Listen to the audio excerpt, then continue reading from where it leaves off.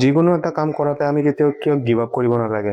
কাৰণ চাওক আমাৰ জীৱনৰ ষ্টেজ লাইফৰ ষ্টেজবিলাক এনেকুৱা ধৰণৰ। ফাৰ্ষ্ট ষ্টেজত আমি কি কৰোঁ, আমি কামটোৰ আমি ইমান শতাংশ কৰোঁ আৰু আমি সফলতা পাওঁ মাত্ৰ এইখিনি ছাকচেছ আৰু এইখিনি আমি কৰা কামখিনি। গতিকে ফাৰ্ষ্ট ষ্টেজত যেতিয়া আমি ষ্টাৰ্ট কৰিম আমাৰ কাম বহুত বেছি হ'ব কিন্তু আমাৰ সফলতা বহুত কম হ'ব। ঠিক তেনেদৰে আমি যেতিয়া ছেকেণ্ড ষ্টেজলৈ যাম, লাহে লাহে আগবাঢ়ি যাম, আমি মিড ষ্টেজ পাম, তেতিয়া আমাৰ কাম অলপ কমি যাব আৰু সফলতা অলপমান বাঢ়ি যাব। তাৰ পিছৰ ষ্টেজত আকৌ কি হ'ব, আমাৰ কাম আৰু কমি যাব, সফলতা আৰু বেছিকৈ বাঢ়ি যাব। আৰু এটা সময়ত আমি ফ'ৰ্থ ষ্টেজত অৰ্থাৎ ফাইনেল ষ্টেজত আমি জীৱনৰ এনেকুৱা এটা সময় পাম য'ত আমি কাম একদম মিনিমাম কৰিম আৰু আমি ছাকচেছ আমি মেক্সিমাম পাম।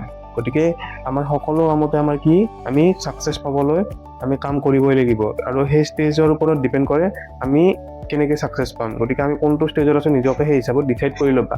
যদি ভাবা তুমি যে মই ষ্টাৰ্ট ষ্টেজত আছোঁ গতিকে কাম বেছি কৰিবই লাগিব আৰু সফলতা কম পাবা, তাৰপিছত তোমাৰ তেনেকৈ আগবাঢ়ি যাব আৰু এটা সময়ত তুমি ফাইনেল ষ্টেজ পাবা য'ত তুমি মিনিমাম কাম কৰিবা আৰু মেক্সিমাম সফলতা পাবা।